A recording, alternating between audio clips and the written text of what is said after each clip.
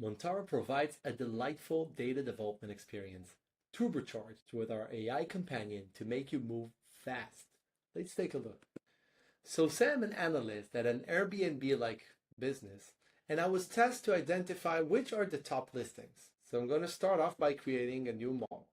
Let's call it top listings. And for that matter, it's going to be SQL based.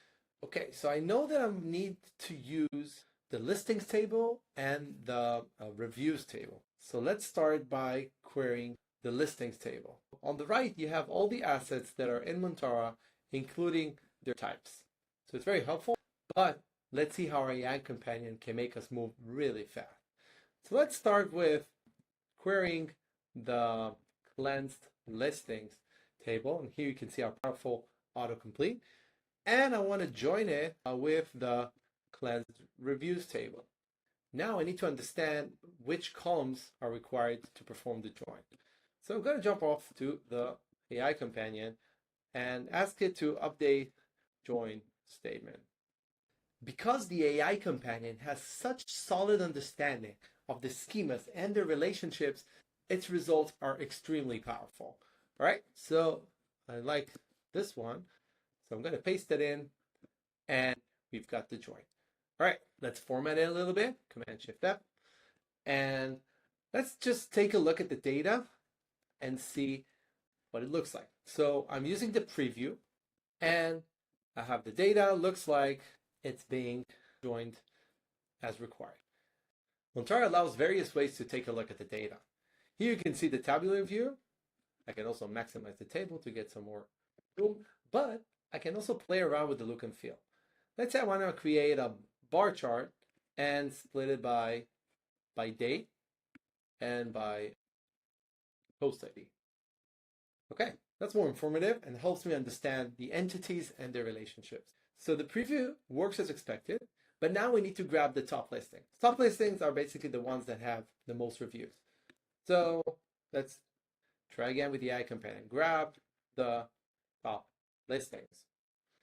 And again, because our AI companion has such solid understanding of the data assets, it's so powerful in its recommendations. I see that it does recommend me to count by the listing ID, and looks good. Let's try removing all the other columns. So remove all columns besides the listing ID. All right, that's much better.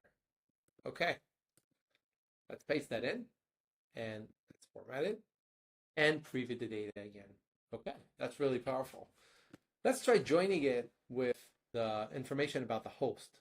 Join cleansed host table and grab information about the host.